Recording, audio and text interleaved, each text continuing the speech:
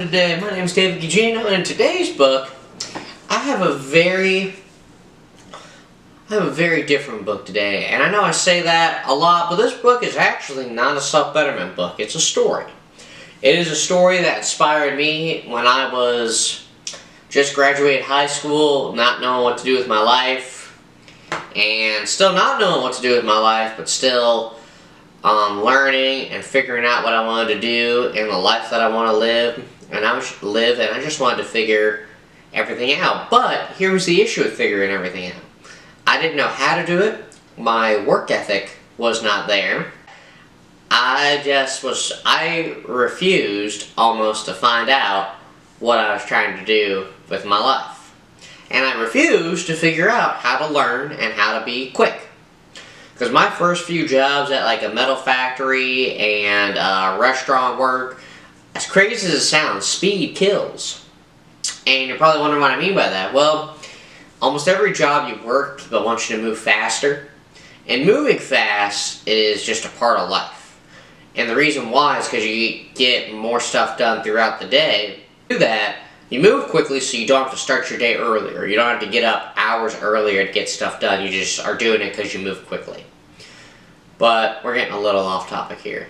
But, yeah, I just wasn't figuring anything out. I chose not to figure anything out. The story that I'm about to show you all today is this guy figured it out by just simply leaving. And you're probably wondering, is leaving the answer? Sometimes leaving is the answer. I mean, leaving your past behind and leaving what you know to try something new and to live your life. Because living your life is important. Like right now, I'm participating in a young adult class at my church. I'm going to church every Sunday. I'm learning how to fight. I'm training at other gyms. I'm getting to know people left and right. I'm starting conversations with people at the grocery store and just people at the bank and stuff like that. And I'm getting to know people, don't get me wrong, but I'm out of the house more than I've ever been. I've learned more than I've ever learned, and most of all, I'm more teachable. And it's not just stuff outside of work. I'm learning about building muscle inside of my home. I'm reading. I'm cleaning, trying to keep my home nice. I'm learning about my people skills. My own home too. But the story I have for us today that goes with leaving and living your life. Now you live your life the way you want to. But a lot of the times, before you live your life, you got to figure out how you want to live it. And the book that I have for us today is Into the Wild by Jon Krakauer. Now this is actually a very famous book. It was turned into a movie starring a good actor. I gotta be careful with the names I say because sometimes I might get around and I might have to bleep them out.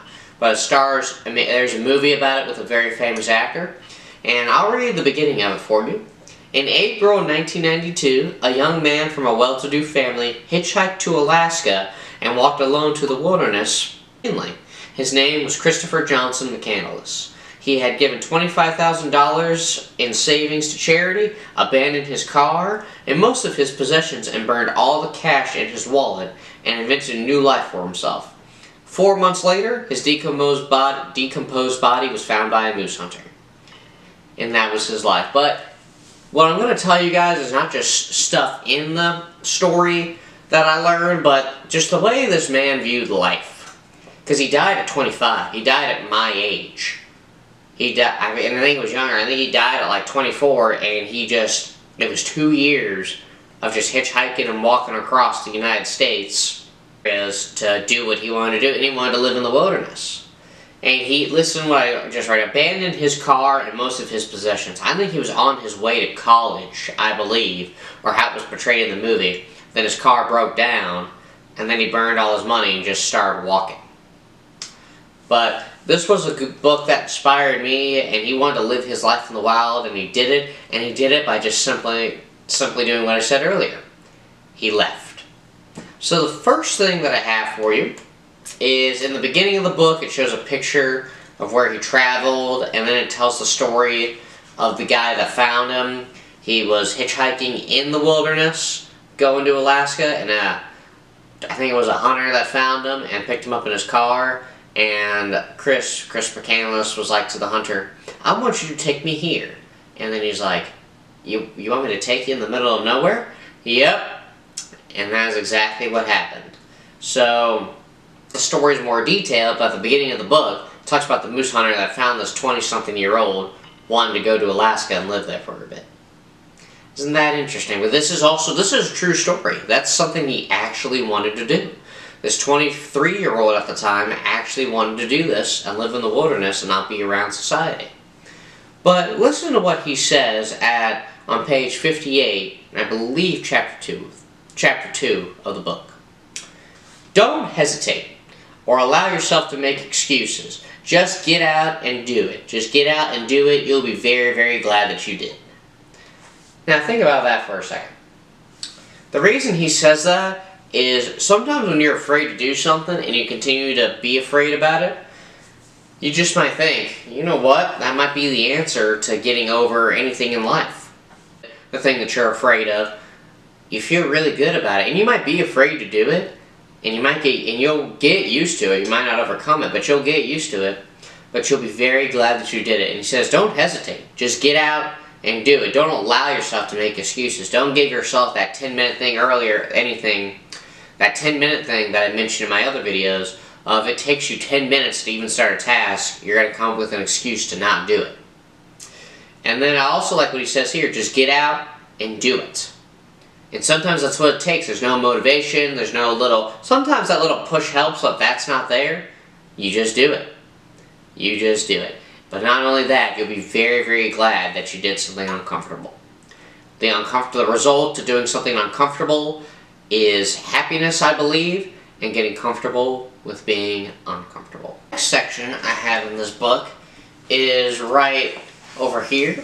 And before I read this next section, there is another story in this book where he meets another old man traveling through the Grand Canyon.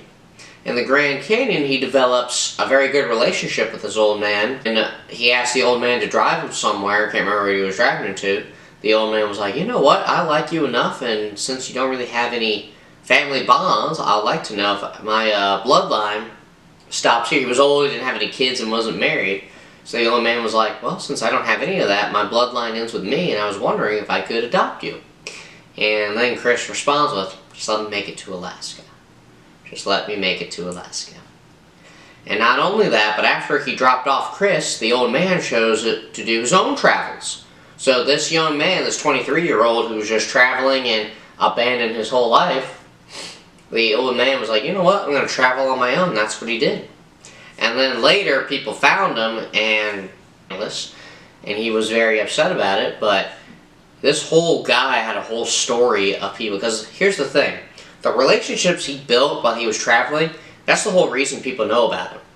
He did write stuff in a journal, but there were no cameras, there was no, he didn't tell anybody he was doing this, he just did it, and the relationships he built are what gave him this story.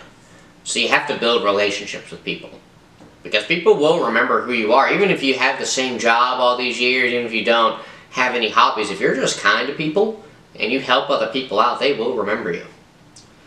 And to be honest, being remembered feels kind of nice. You know why? Because people think about you. I love when people tell me what they thought about me today. I love when people think about, I've been training at home. I haven't been to the gym my public gym in a while. And I had someone just tell me the other day, hey, I was thinking about you. And I'm like, oh, thank you. And I said the same thing to them too, because I actually was. But the point that I'm making here is that it feels good when people remember you. And they'll just remember you before your actions. So that's why it's very important to be nice to people and to make good choices and to be a good influence. And you might think, well, gee, I want people to remember me. Well, if you don't want that, then you're really, really weird. You're really weird. And actually, I just think you're a jerk if you're like that. But the other thing that I have here is this is when Chris was running track. And Chris had a very good mindset when it came to running track and the sports. So this was the other thing. He lived a life in high school. He was an athlete in high school. He was very outgoing in high school. He had tons of friends. But listen to what I have here. Just listen to this. Chris would use the spiritual aspect to try to motivate us, recalls Eric Hathaway, another friend on the team. He tells us to think about all the evil in the world, all the hatred, and imagine ourselves running against the forces of darkness. the evil wall that was trying to keep us from running our best. He believed doing well was all mental, a simple matter of harnessing whatever energy was available. As impressionable high school kids, we were blown away by that kind of talk. Yeah, on the affair of the spirit, it was a competitive undertaking as well. When McCandless ran, he ran to win. Chris was really serious about running, says Chris Maxey Gilmer, a female teammate who was perhaps McCandless' closest friend at Woodson. I can remember standing at the finish line watching him run, knowing how badly he wanted to do well, and how disappointed he'd be if he did worse than he expected. After a bad race, or even a bad time trial during practice, he could be really hard on himself, and he wouldn't want to talk about it. If I tried to console him, he'd act annoyed and brush me off. He internalized the disappointment, he'd go off alone somewhere and beat himself up. It wasn't just running Chris took so seriously, Gilmer adds. He was like that about everything. You aren't supposed to think about heavy-duty stuff in high school. So think about that. He took everything seriously. He imagined going against the forces of darkness and the evil wall that was trying to keep us from running our best. See, that's a really good mindset, because honestly, evil forces that are holding you back are your excuses, your fears, your distractions, and all of that is holding you back from doing your best. And to be honest, when someone says you did your best, take that and run, because honestly, sometimes you're going to have a bad day, sometimes you're going to have a bad attitude, sometimes you'll really not want to do something. Sometimes I don't want to squat heavy or bench heavy when I'm training for powerlifting meets, because it's tiring, sometimes it's after a long day, sometimes it's early in the morning, but I still do it, and then I still do well. And then if my form is bad or I have a bad day, I try to fix it, but you know what? Sometimes my dad tells me, you did well today, and you didn't make any excuses, and you just came in and did it.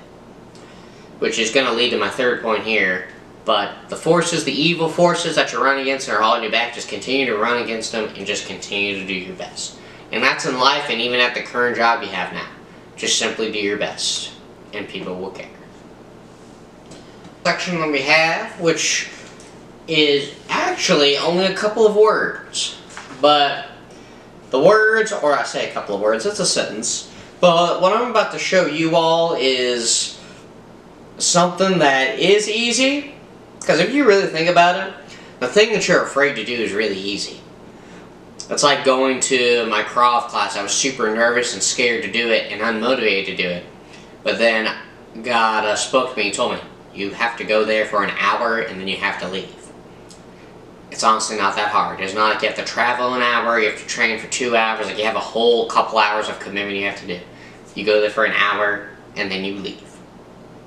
So if you did the math, you're probably going to be there for probably 2 hours on top of the drive. Well, it would be 2 hours on top of the drive home, but in reality, it's not that hard. So I did it, and then it was easy, it got easier, I got used to the people. I got used to rolling around with people and then hitting people, which that's the other thing I thought about too. You're walking into a class where you're going to be on the ground with people, you're going to be hitting them in the face, you're going to be grabbing them, and it's going to be an interesting experience because I've never done that before. And that's probably going to be the hardest part. Actually, no, that's not the hardest part. The hardest part is just simply showing up. And it's funny because when I thought about how uncomfortable that was going to be, I'm like, you know what, we have to do it. And we will get used to it because it's a normal thing. If you would go to MMA classes, it's a normal thing to do. But I was super nervous to do it, and I just woke up one day, and the class is at 7 p.m. I'm like, alright, at 7 p.m., I'm going to get over my fear, and I'm going to walk into the building, and I'm going to take that class. And then going on almost a year from now, I've been consistent with it every week. But the thing was, though, is the reason, because notice what I just said, it was easy. The task was easy. But listen to what I have here. Listen to what I have here. This is what he said when he left. When he left for Alaska, and when he left to do his journey and abandon his car and burn his possessions, listen to what he said after he did that. Listen to what he said. I was surprised, as always, by how easy the act of leaving was, and how good it felt. The world was suddenly rich with possibilities. The world was rich with possibilities, as in with opportunities. And I was surprised as always by how easy the act of leaving was, and how good it felt. I remember how good it felt getting out of my comfort zone to do that class. I remember how good it felt moving out and still having the motivation to work out a couple of times a week. And managing my finances. It feels good to pull your life together and do something that you want to do with your life. And to live your life. And not only that, the act of leaving was easy. All he had to do was leave. And then when he did it, it felt that good. So if you want to move, I would love to live in Florida someday, but if you want to move, or you want to try something new, or shoot for a new opportunity, or take a class or something, just do it. It's not that hard. It really isn't. Like, the whole task itself is not that hard. And you might be uncomfortable doing it the first time, but then as you keep doing it, and keep doing it, you will be more comfortable with being uncomfortable. And if you really think about it, that's not super uncomfortable. You're walking to a class and walking into a new opportunity, doing it for an hour, and then leaving. It's like people who work out. They're scared to go to a gym because of what other people think of them. For one, I saw a motivational speaker say this. He goes, honestly, no one's talking about you, no one's thinking about you, no one's looking at you when you go into other places or when you go into a gym or go try something new. Nobody cares. Some people have the same mindset. They're there for the exact same thing, and some of them might just be as new. But in reality, you can't be worried about what other people are thinking just when you walk into a room. You can't. Now, you might not be good at what you do at first, but you know what? That's okay, because experts were not good at first when they started. And that is like that with a lot of people. And it will take you time to be good at it, but that's when you put in the effort to be good at it, and put in the effort to continuously show up. It's like the easiest part of a job is showing up on time. And there are some people who cannot do that. And you might think, well, why are people not good at that? Well, for one, they don't care. For two, they don't manage their time. They stay up too late. And for four, they're just simply not good at it. But isn't that crazy? Some people are not good at showing up on time. Or just showing up in general. I've been late to a couple places here and there, but just simply not showing up, people are not good at. But to end this video, I want you to do an act. I want you to do something hard. I want you to do something that you're afraid of. No. Do something you're afraid of. Do something that's hard.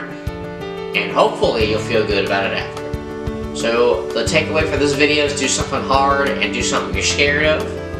This is Into the Wild by Jon Krakauer. I hope you enjoy this book review and Chris McCandless's view on life. The movie is really good, and it's a short book, but it really inspired me to try new things and do things that I'm afraid of, and inspired me to hopefully travel and live my life by Chris McCandless. And now, yes, his life is short, but like I said at the beginning of the video, there's a life that he wanted to live, and he died living the life he wanted to live. So I want to thank you all for watching this video.